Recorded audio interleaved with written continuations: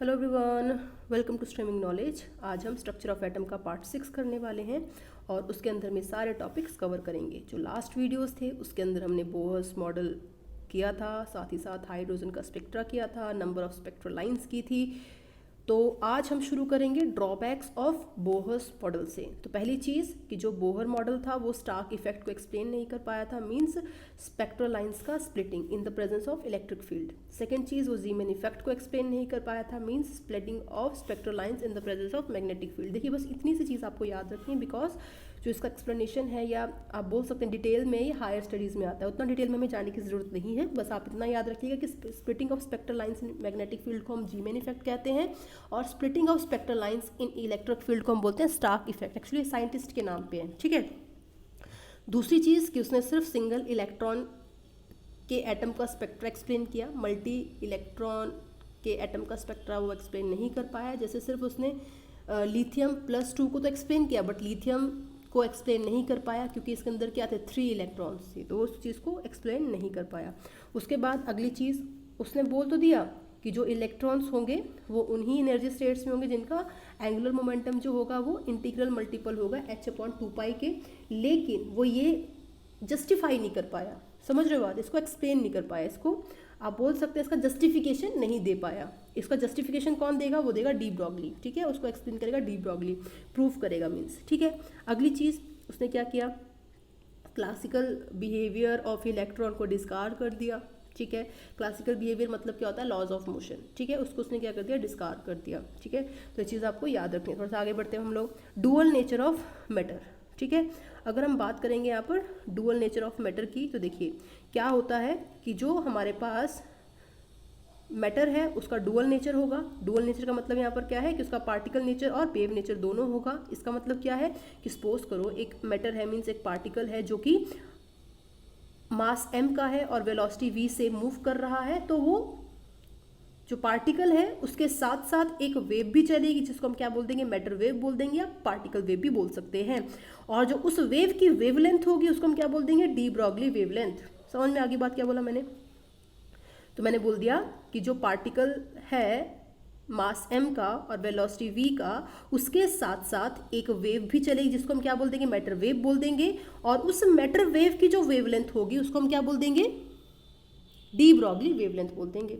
अब देखिए de Broglie hypothesis क्या है, तो वही उसने बोला कि a matter having mass m moving with velocity v behaves like a wave and this wave is called matter waves और डी ब्रॉगली वेव, ठीक है। अब देखिए इसमें क्या बोला है, डिफरेंस क्या है पार्टिकल वेव और EM वेव के बीच में, ठीक है। तो जो पार्टिकल वेव है, मैटर वेव है, पहली चीज़ वो एनर्जी कैरी नहीं करती है, दूसरी चीज़ वो 3D स्पेस में प्रोपगेट नहीं करेगी, तीसरी चीज़ कि वो हमेशा पार्टिकल के साथ साथ चलेगी या मैटर के साथ साथ चलेगी, चौथी चीज़ वो सेम डायरेक्शन में मूव करेगी जिधर की डायरेक्शन को पार्टिकल मूव करेगा, नेक्स्ट चीज़ कि वो सब एटॉमिक और फंडामेंटल पार्टिकल्स के लिए ही वैलिड होगी। और जो ये कंसेप्ट था डी ब्रॉगली ने सबसे पहले किसके ऊपर इंप्लीमेंट किया, तो फोटोन के ऊपर किया। क्यों किया, क्योंकि जो आइंस्टाइन था उसने बताया था कि जो फोटोन है उसके पास क्या है, both wave and particle nature है। समझ रहे हो बात, इतनी बात क्लियर हो गई। तो इसलिए जो डी ब्रॉगली है उसने क्या किया, जो ये कंसेप्ट है ये फोटोन के ऊपर सबसे पहले इंप्लीमेंट किया। इतनी क्लियर हो गई। अब देखो जब हम फोटोन को एज अ पार्टिकल ले रहे हैं तो उसकी एनर्जी कितनी हो जाएगी, E=mc², और जब उसको एज अ वेव ले रहे हैं तो उसकी एनर्जी कितनी हो जाएगी, hc/λ। इन दोनों को इक्वेट कर दीजिए, आपके पास क्या हो जाएगा, λ=h/mc हो जाएगा। और अगर c को हम v से रिप्लेस कर दें जहाँ पर वेलोसिटी ऑफ पार्टिकल होगा, तो हमारे पास लैम्डा की वैल्यू क्या आ जाएगी, h/p आ जाएगी, जहाँ पर p क्या है हमारे पास, मोमेंटम है, मास m mass of particle and v velocity of particle. तो मतलब अगर कोई इलेक्ट्रॉन जो है वो इस वेवलेंथ के साथ मूव कर रहा है तो हम क्या बोल देंगे उसे कि ये डी ब्रॉगली वेवलेंथ के साथ मूव कर रहा है। सिंपल सी चीज़ है, ठीक है। आगे चलते थोड़ा सा। अब देखो जो डी ब्रॉगली था उसने क्या किया, बोहर्स का सेकेंड पोस्टुलेट भी प्रूफ किया। कैसे किया, देखो उसने क्या बोला कि अगर कोई वेव, ठीक है, मतलब जो इलेक्ट्रॉन्स है वो क्या करते हैं, वेव की फॉर्म में चलेंगे इस तरीके से, ठीक है। तो उसने बोला अगर वेव इन फेस है यहाँ पर मैंने क्या बोल दिया, अगर उसने क्या बोला वेव इन फेस है। देखिए दो चीज़ें होती है, एक होता है इन फेस और एक होता है आउट फेस। ठीक है, क्या बोल दिया मैंने, एक होता है इन फेस, एक होता है आउट फेस। मतलब जो वेव है इन फेस है, मतलब कुछ इस तरीके से पूरी है तो उसको बोल देंगे इन फेस।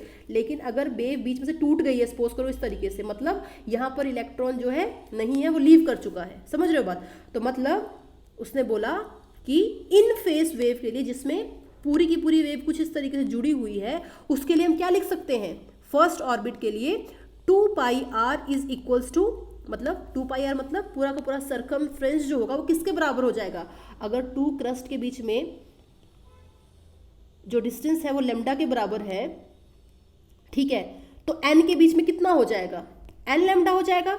ठीक है, तो यहाँ पर क्या हो गया 1 2 3 4 5 6 अप टू n, तो कितना हो गया हमारे पास, जो सरकमफ्रेंस है वो किसके बराबर आ जाएगा, n लेमडा के बराबर आ जाएगा। और क्या लिख सकते हैं आप, लेमडा इक्वल टू 2πr/n लिख सकते हैं। और लेमडा हमारे पास क्या है, h/mv है, तो पुट कर दीजिए, तो हमारे पास ये यहाँ पर प्रूफ हो गया, जो कि डी ब्रॉगली का, सॉरी बोहर्स का सेकेंड पोस्टुलेट था। दूसरी बात कि जो हमारे पास वेवलेंथ है, डी ब्रॉगली वेवलेंथ, उसको हम काइनेटिक एनर्जी की टर्म में लिख सकते हैं, तो बिल्कुल लिख सकते हैं। कैसे, काइनेटिक एनर्जी किसके इक्वल होती है, हाफ mv² के बराबर होती है। तो mv² किसके बराबर आ जाएगा, 2 काइनेटिक एनर्जी के बराबर आ जाएगा। और इससे v की वैल्यू कितनी आ जाएगी, √2 काइनेटिक एनर्जी अपॉन मास आ जाएगी।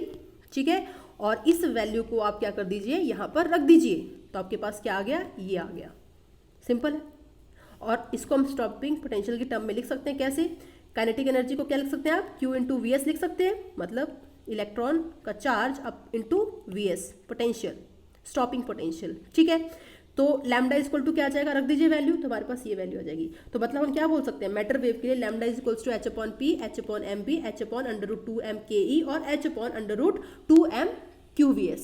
और Q जो है अगर इलेक्ट्रॉन के ऊपर चार्ज है तो E इंटू वी एस लिख देंगे आप, सिंपल है। अब देखो क्वेश्चन देखते हैं। पहला क्वेश्चन आपके पास क्या है, a ball of mass 100 gram having velocity 90 kilometre per hour is producing a matter wave of lambda. तो हमें लैम्डा यहाँ पर फाइंड आउट करना है। तो देखिए कितना आता है, तो lambda is equals to h/mb। ठीक है, तो कितना आ जाएगा 6.6 इंटू 10⁻⁻34। ठीक है, कितना आ जाएगा यहाँ पर 0.1 इंटू 25, तो कितना आ जाएगा, कर लीजिए कैलकुलेट, तो 66/25 इंटू 10⁻⁻34 और 2.64 इंटू 10⁻⁻34 मीटर। ठीक है, क्लियर है। जो यहाँ पर मैंने वेलोसिटी है वो किस में ली है, आप सोचोगे 25 कैसे आ गया। एक्चुअली जो वेलोसिटी है वो यहाँ पर 90 किलोमीटर पर आवर दे रखी है, जो कि किलोमीटर पर आवर में है, मैंने ली है मीटर पर सेकंड में। ठीक है, मीटर पर सेकंड में ली है, तो मीटर पर सेकंड में आप कैसे कन्वर्ट करते हो, 90 इंटू 5/18 कर देते हो। ठीक है, तो ये आपके पास आ जाएगा मीटर पर सेकंड। हो गया क्लियर, तो इस तरीके से आपका हो जाएगा। देखिए next question, if the kinetic energy of an electron is 3 into 10⁻⁻25 joule, calculate the lambda of electron. हो जाएगा, कर लेते हैं। Lambda is equals to h/√2m kinetic energy, तो कितना आ जाएगा आपका 6.6 इंटू 10⁻⁻34 और अपॉन में आ जाएगा आपके पास 2 into 9.1 into 10⁻⁻31 into kinetic energy 3 into 10⁻⁻25, सब जूल में है। ठीक है, कैलकुलेट कर लीजिए, आंसर आ जाएगा मीटर्स में। ठीक है, कैलकुलेट तो कर ही सकते हैं यार, लास्ट वीडियो में आपको बता चुकी हूँ कैसे कैलकुलेशन करते हैं, तो उस तरीके से आप कैलकुलेट कर सकते हैं। आगे चलते हैं थोड़ा सा। अगला हमारे पास है, if de Broglie's wavelength of methane and O2 are equal, then calculate the ratio of velocity of methane to O2 molecule. ठीक है, तो हमें क्या करना है, लैम्डा CH4, देखिए lambda CH4 and lambda O2 जो है बराबर है, तो हमें क्या करना है, velocity CH4 to velocity O2 find out करनी है। ठीक है, इनका रेशियो फाइंड आउट करना है। तो देखो पहली चीज़ कि जो लैम्डा CH4 है उसको आप क्या लिख सकते हो, h/m mass into velocity of CH4। ठीक है, हो गया। और लैम्डा ऑफ O2 क्या जाएगा, वेवलेंथ ऑफ O2 क्या जाएगा, h अपॉन मास कितना आ गया 32 इंटू वेलोसिटी ऑफ O2 लिख सकते हो। और क्वेश्चन के अकॉर्डिंग क्या है, wavelength CH4 equals to wavelength O2 है, दोनों को आप क्या कर दीजिए, बराबर कर दीजिए। तो क्या आ जाएगा आपके पास, H/16 into V CH4 is equals to H/32 into VO2। HH cut गया। अब आपको क्या फाइंड आउट करना है, VCH4 निकालना है अपॉन O2। तो देखिए इस तरीके से लिख लीजिए, और कितना आ जाएगा आपके पास 32/16 आ जाएगा, जो कि आपके पास क्या आंसर आ जाएगा 2:1। ठीक है, तो आंसर आ गया आपके पास 2:1। सिंपल था। थोड़ा सा आगे बढ़ते हैं हम लोग। ये वाला क्वेश्चन देखिए, क्या दे रखा है इसमें कि इफ़ E1 E2 E3 जो है काइनेटिक एनर्जी है किसकी, इलेक्ट्रॉन की, अल्फा पार्टिकल की, प्रोटॉन्स की। ठीक है, और इन सारे पार्टिकल्स की क्या है, डी ब्रॉगली वेवलेंथ जो है बराबर है। ठीक है, तो हमें काइनेटिक एनर्जी का ऑर्डर बताना है कि किसकी क्या काइनेटिक एनर्जी होगी, या ज़्यादा होगी या कम होगी। ठीक है, अब देखिए E1 जो एनर्जी है वो किसकी है, इलेक्ट्रॉन की है। ठीक है, और आपको पता है कि mass of electron is equals to mass of proton upon 1857। हमने बहुत इनिशियल में ये रिलेशन पढ़ा था। और हमने एक और चीज़ पढ़ी थी कि जो मास ऑफ न्यूट्रॉन होता है वो ग्रेटर होता है, उसके बाद मास ऑफ प्रोटॉन आता है, फिर मास ऑफ इलेक्ट्रॉन आता है। मींस मास ऑफ इलेक्ट्रॉन जो होता है सबसे कम होता है, यही हम बोल सकते हैं। साथ ही साथ हमने और क्या बोला था कि जो मास ऑफ न्यूट्रॉन होता है वो अप्रॉक्सीमेटली मास ऑफ प्रोटॉन होता है, और हम न्यूमेरिकल्स में दोनों को बराबर ही लेते हैं। राइट, अब देखो अगर हम बात करते हैं अल्फा पार्टिकल्स की, तो अल्फा पार्टिकल्स क्या होते हैं, 2He4 होते हैं। ठीक है, हीलियम 2He4 होते हैं, जिसको हम अल्फा पार्टिकल्स बोलते हैं। तो यहाँ पर क्या है, इसका मास नंबर क्या है, 4 है, तो इसका जो मास हो जाएगा क्या हो जाएगा, 4 mp हो जाएगा। ठीक है, ये हो गया। उसके बाद अगर हम बात करते हैं यहाँ पर E3 की, तो E3 किसकी एनर्जी है, प्रोटॉन की एनर्जी है, तो उसका मास क्या हो जाएगा, मास ऑफ प्रोटॉन हो जाएगा, लिख सकते हैं आप। तो ये हमारे पास चीज़ें हो गई। अब देखो जो डी ब्रॉगली वेवलेंथ है वो किसके इक्वल होती है, H/√2me के बराबर है। तो मैंने लिख लिया यहाँ पर lambda of E is equals to H/√2me and E1 वैसे यहाँ पर ये लिख दिया, ये यहाँ पर लिख दिया। सिंपल सी चीज़ है। अब देखो क्वेश्चन में दे रखा है कि लैम्डा E जो है, लैम्डा अल्फा और लैम्डा P जो है वो तीनों बराबर हैं। तो मैंने क्या कर दिया, इस केस में बराबर कर दिया तीनों को। अब एक चीज़ बताइए कि ये तीनों की तीनों वैल्यूज़ बराबर कब होंगी। देखिए H तो यहाँ पर भी है, तीनों में H है, 2 भी तीनों में है। ठीक है, अंडर रूट भी तीनों में है, तो अलग कौन सी चीज़ है। यहाँ पर देखिए MeE1 है, और दूसरे केस में क्या है यहाँ पर M2E2 है, और तीसरे केस में अल्फा है, और तीसरे केस में क्या है यहाँ पर 2MpE3 है। मतलब ये वैल्यूज़ बराबर कब होंगी, ये वैल्यूज़ बराबर कब होंगी, जब MeE1 M-अल्फा-E2 एंड MpE3 जो है तीनों बराबर हो जाएंगे। समझ में आई बात, इतनी बात आपको समझ में आ गई होगी। तो उस केस में क्या होगा कि ये वैल्यू जो है बराबर हो जाएगी। ठीक है, अब एक चीज़ बताइए, जैसे अब यहाँ पर क्या है Me और E1 है, तो आपको पता है कि मास ऑफ इलेक्ट्रॉन जो है इन तीनों में सबसे कम है। ठीक है, तो अगर मास ऑफ इलेक्ट्रॉन कम है तो मतलब इसे सबसे ज़्यादा फैक्टर से इनटू करना पड़ेगा to make it equals to other, यही हम बोलेंगे। मींस हम क्या बोल सकते हैं कि E1 जो होगा वो सबसे बड़ा होगा, क्योंकि Me जो सबसे छोटा है। समझ में आ गई बात, इतना क्लियर है। ठीक है, अब देखिए अगली चीज़ यहाँ पर कौन सी है, यहाँ पर क्या है अगली चीज़, MpE3 ये वाली ले रही हूँ मैं, और दूसरी ये वाली है हमारे पास कौन सी, M-अल्फा-E2। तो M-अल्फा-E2 का मास कितना था, 4 mp था, यही था ना, और इसका तो mp ही है। ज़्यादा मास किस में है, इसमें M-अल्फा में है, तो हमें E2 जो है कम इंटू करना पड़ेगा to make it equals to other. ठीक है, तो हम क्या बोल सकते हैं कि E1 very very greater than, उसके बाद नेक्स्ट E3 और उसके बाद E2। ठीक है, शायद समझ में आ जाएगा कि क्या बोला मैंने। तो हमने क्या किया, एक बार फिर से रिपीट करती हूँ, हमने क्या किया, वैल्यूज़ को इस तरीके से लिख लिया। अब हमने क्या बोला कि MeE1 M2E2 MpE3 अगर इक्वल होते हैं तभी H मतलब तभी लैम्डा जो है बराबर होगा, अदरवाइज वो नहीं होगा। ठीक है, अब हमने क्या बोल दिया कि अगर मास बड़ा है तो E1 को छोटा होना पड़ेगा, या मास छोटा है तो E1 को बड़ा होना पड़ेगा। समझ में आई बात। तो उस तरीके से हमने फाइंड आउट किया कि E1 E3 E2 का जो ऑर्डर है वो क्या होगा। ठीक है, आई होप क्लियर होगा। चलो अगला अब आगे देखते हैं। ये देखो हाइजेनबर्ग अनसर्टेनिटी प्रिंसिपल। ठीक है, पहली चीज़ कि जो हाइजेनबर्ग अनसर्टेनिटी प्रिंसिपल है वो किन पार्टिकल्स के ऊपर वैलिड है, तो माइक्रोस्कोपिक पार्टिकल्स के लिए वो वैलिड है, पहली चीज़। ठीक है, और ये हाइजेनबर्ग अनसर्टेनिटी प्रिंसिपल बोलता क्या है, क्या बोलता है ये, कि the position and momentum of the electron in an atom can not be found simultaneously. समझ रहे हो बात, कि पोजीशन और मोमेंटम जो होता है इलेक्ट्रॉन का, तुम दोनों को एक साथ जो है कैलकुलेट नहीं कर सकते हो या फाइंड आउट नहीं कर सकते हो। ठीक है, अगली चीज यहाँ पर मोमेंटम का मतलब क्या है, वेलोसिटी। ठीक है, याद रखना है आपको। नेक्स्ट चीज हमने क्या बोला कि जो पोजीशन है एंड मोमेंटम है उसे आप एक साथ, ठीक है, मतलब कि एग्जैक्ट कैलकुलेट नहीं कर सकते हो, हमेशा उसके अंदर कुछ ना कुछ जो है एरर आ जाएगा, मींस अनसर्टेनिटी होगी। आप ये नहीं बोल सकते कि इसकी वैल्यू यही होगी, क्योंकि उसके अंदर हमेशा कुछ ना कुछ जो है एरर आ जाएगा, इसलिए हमने क्या बोल दिया, उसको अनसर्टेनिटी बोल दिया। ठीक है, और अनसर्टेनिटी जो है किससे रिप्रेजेंट की जाती है, डेल्टा से रिप्रेजेंट की जाती है। तो अगर अनसर्टेनिटी इन पोजीशन हमें लिखना तो क्या लिख देंगे, डेल्टा एक्स लिख देंगे, और अगर अनसर्टेनिटी इन मोमेंटम लिखना है तो डेल्टा पी लिख देंगे। ठीक है, क्लियर है। थोड़ा सा आगे बढ़ते हैं हम लोग, तो देखिए, तो हाइजेनबर्ग ने क्या किया, इस तरीके से लिख दिया, delta x dot delta P is greater than equals to H upon 4 pi. ये किसने दे दिया, ये हाइजेनबर्ग ने दे दिया। ठीक है, अब देखिए, जो ये अनसर्टेनिटी का जो प्रिंसिपल आया हाइजेनबर्ग का, ये डी ब्रॉगली के बाद आया। ठीक है, क्योंकि डी ब्रॉगली ने क्या कहा था कि जो इलेक्ट्रॉन होता है it moves like a wave. ठीक है, और जब वो वेव की तरह मूव करेगा then it will be very difficult to predict the position of electron and velocity simultaneously. ठीक है, इसलिए जो है ये कंसेप्ट आया।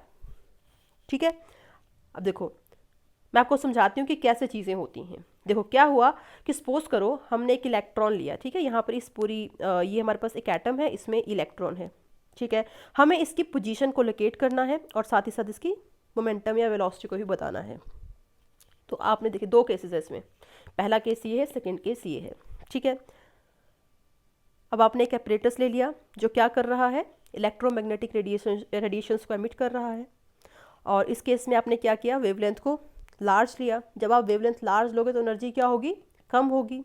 ठीक है, अब आपने क्या किया, वेवलेंथ को लार्ज ले लिया, तो मतलब कुछ इस तरीके से लिया, तो यार वो कभी भी इलेक्ट्रॉन के साथ टकरा ही नहीं पाएगा, बहुत मुश्किल होगा कि वो कभी इलेक्ट्रॉन के साथ टकराए। समझ रहे हो बात, तो वो इलेक्ट्रॉन के साथ टकरा ही नहीं पाएगा, मतलब वो तो बता ही नहीं पाएगा। जब वेवलेंथ बहुत बड़ी होगी तो वो कभी भी पोजीशन या वेलोसिटी बता ही नहीं पाएगी।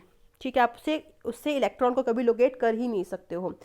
तो फिर देखिए दूसरा केस देखते हैं, जब हमने क्या किया, वेवलेंथ को स्मॉल कर दिया, तो इस केस में क्या है, वेवलेंथ स्मॉल है, देखिए कुछ इस तरीके से है, तो आराम से क्या कर सकती है, इलेक्ट्रॉन को लोकेट कर सकती है।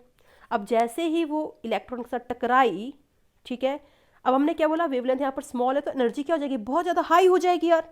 वेवलेंथ यहाँ पर क्या स्मॉल है तो एनर्जी क्या हो जाएगी, हाई हो जाएगी। अब जो रेडिएशंस आ रही हैं वो बहुत ज़्यादा हाई एनर्जी की है।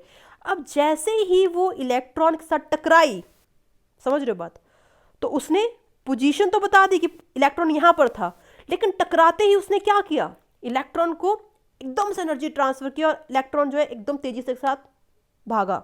समझ रहे हो बात, तो हमने क्या किया, उसकी पोजीशन तो फाइंड आउट कर ली, लेकिन हम उसकी वेलोसिटी को फाइंड आउट नहीं कर पाए। ठीक है, या हम उसके मोमेंटम को फाइंड आउट नहीं कर पाए। क्यों ऐसा हो रहा है, क्योंकि जैसे ही इलेक्ट्रोमैग्नेटिक रेडिएशंस इलेक्ट्रॉन के साथ टकरा रही हैं, जो इलेक्ट्रॉन है अपना मोमेंटम जो है एकदम से चेंज कर दे रहा है। ठीक है, इतनी बात क्लियर हो गई। तो इसलिए हम क्या बोल सकते हैं कि जो पोजीशन और वेलोसिटी है, पोजीशन और जो वेलोसिटी है हम साइमल्टेनियसली फाइंड आउट नहीं कर सकते हैं। ठीक है, अब देखो आगे चलते हैं। Therefore, it is possible to locate position and momentum and velocity simultaneously। और इससे सिग्निफिकेंस क्या हुआ, ठीक है, इससे जो है हम फाइंड आउट कर पाए existence of definite path of electron and proton और माइक्रोस्कोपिक ऑब्जेक्ट। ठीक है, चीज़ आपको याद रखनी है। अब देखिए यहाँ पर आप delta x dot delta p को और किस तरीके से लिख सकते हैं, तो delta x dot delta P is greater than equals to H upon 4 pi लिख सकते हैं। Delta P is equals to m dot delta we is greater than equals to h pi लिख सकते हैं आप। ठीक है, ये भी ठीक है। और उसके बाद m को दूसरी साइड ले जाइए आप, तो delta x dot delta we is greater than H upon 4 pi M. ठीक है, तो ये हमारे पास क्या आ गई, अनसर्टेनिटी इन वेलोसिटी। ठीक है, वैसे आप ई और टी के बीच में भी रिलेशन निकाल सकते हैं। कैसे, अब क्या करिए, जो आपके पास ये वाला रिलेशन आया था, ठीक है। इसमें क्या करिए आप, ऊपर नीचे जो है डेल्टा टी से डिवाइड कर दीजिए, ठीक है। डेल्टा टी से डिवाइड करने के बाद क्या होगा, देखिए ये चीज़ क्या है, एक्सेलरेशन है, और ये क्या है, मास है। मास इंटू एक्सेलरेशन क्या होता है, फोर्स होता है। और फोर्स इंटू डेल्टा एक्स क्या होता है, क्या होता है, एनर्जी होती है। एक बार फिर से रिपीट करती हूँ मैं, delta we upon delta T acceleration हो गया, मास इंटू एक्सेलरेशन क्या हो गया, फोर्स हो गया, और फोर्स इंटू डेल्टा एक्स क्या हो गया, हमारे पास एनर्जी हो गई, ठीक है। तो वहीं यहाँ लिख दिया एनर्जी, और उसके बाद हमारे पास क्या बचा, यहाँ पर डेल्टा टी बच गया। तो delta T into delta E is greater than equals to H upon 4 pi. तो ये क्या है, अनसर्टेनिटी इन टाइम, एंड ये क्या है, अनसर्टेनिटी इन एनर्जी। लेकिन एक चीज़ का ध्यान रखिए कि जब भी हमें न्यूमेरिकल सॉल्व करने हैं तो हमें क्या करना है, delta x dot delta we is equals to H upon 4 pi m ले लेना है, मतलब हमें इक्वलिटी का साइन यूज़ करना है, ठीक है। चलो कुछ क्वेश्चंस कर लेते हैं। पहला क्वेश्चन आपके सामने है, microscope using suitable photons is use to locate electrons in an atom within a distance of 0.1 angstrom, what is the uncertainty in velocity, ठीक है, ये क्वेश्चन है।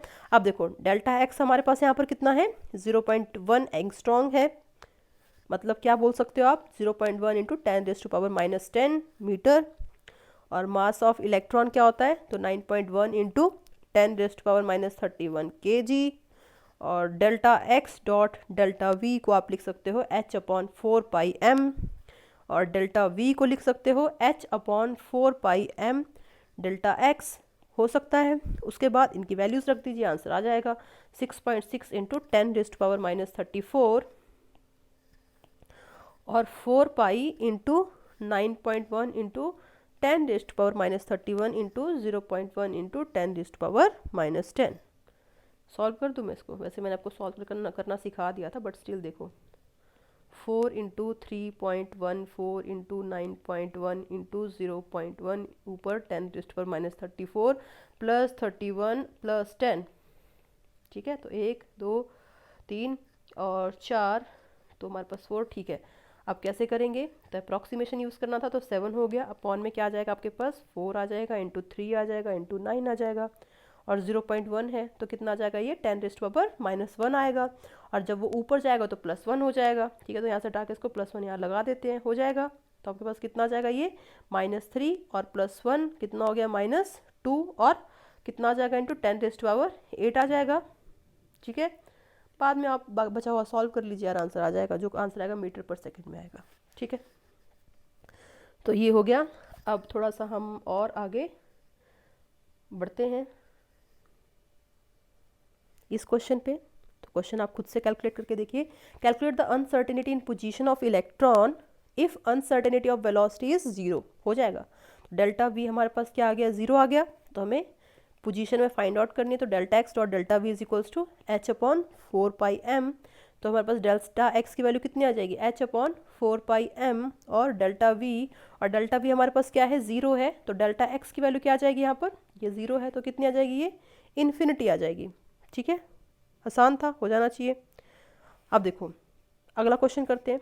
अगला क्वेश्चन आपके पास क्या है, if uncertainty of position and uncertainty of momentum of an electron are equal, मतलब डेल्टा एक्स और डेल्टा पी आपके पास क्या है, बराबर है, देन हमें डेल्टा वी फाइंड आउट करना है, ठीक है। तो देखो delta x dot delta P is equals to h upon 4 pi लिख सकते हो आप, और क्या लिख सकते हो यहाँ पर, डेल्टा पी स्क्वायर हो जाएगा क्योंकि दोनों बराबर हैं, is equals to h upon 4 pi हो गया। और इससे क्या, इसको आप चेंज करके क्या लिख सकते हो, m डेल्टा वी लिख सकते हो, क्योंकि p क्या होता है, delta p is equals to क्या होगा, मास इंटू डेल्टा v के बराबर। तो 4 पाई आ गया, और उसके बाद डेल्टा v किसका कितना हो जाएगा, h अपॉन 4 पाई और m स्क्वायर अंडर रूट। तो हमारे पास डेल्टा v कितना आ जाएगा, तो 1/2m under root h upon pi, ठीक है। तो आसान था ये भी।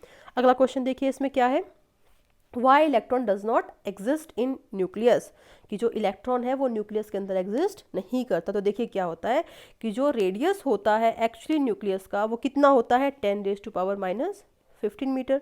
तो हम क्या बोल सकते हैं यहाँ पर, क्या बोलेंगे हम लोग कि जो अनसर्टेनिटी है पोजीशन, मतलब डेल्टा एक्स कितना हो जाएगा इलेक्ट्रॉन के लिए न्यूक्लियस के अंदर, डेल्टा एक्स कितना हो जाएगा इलेक्ट्रॉन के लिए इनसाइड न्यूक्लियस